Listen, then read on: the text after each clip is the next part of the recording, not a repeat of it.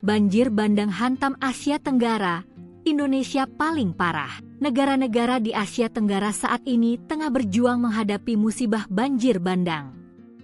Sebut saja Malaysia, Thailand, Sri Lanka, dan yang terbaru adalah Indonesia, tengah menghadapi banjir bandang. Indonesia merupakan negara di Asia Tenggara yang paling parah terkena dampak banjir bandang ini. Dari data terbaru, banjir bandang dan longsor yang terjadi di Aceh, Sumatera Barat, dan Sumatera Utara ini memakan korban tewas sebanyak 87 orang. Diperkirakan jumlah korban tewas akibat banjir di ketiga provinsi Indonesia masih terus bertambah.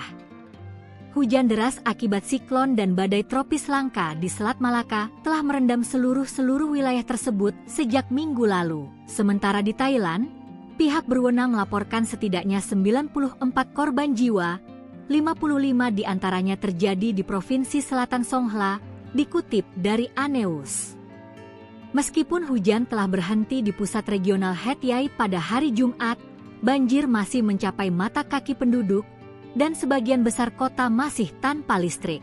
Para ahli meteorologi Thailand menggambarkan banjir ini sebagai yang terparah dalam 15 tahun terakhir, dan mencatat bahwa Het Yai mencatat curah hujan 335 mm pada hari Jumat, total curah hujan tertinggi dalam satu hari di kota itu dalam 3 abad. Di Sri Lanka, pihak berwenang mengonfirmasi 46 kematian terkait dengan sistem cuaca yang sama, yang membawa angin kencang dan banjir yang merusak ke negara kepulauan itu. Malaysia melaporkan 2 kematian dan pengungsian luas akibat badai tropis Senyar yang melanda daratan tak lama setelah tengah malam sebelum melemah.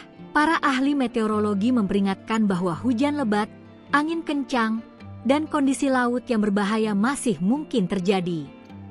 Lebih dari 30.000 pengungsi masih berlindung di pusat-pusat bantuan pada hari Jumat, turun dari 34.000 pada hari sebelumnya.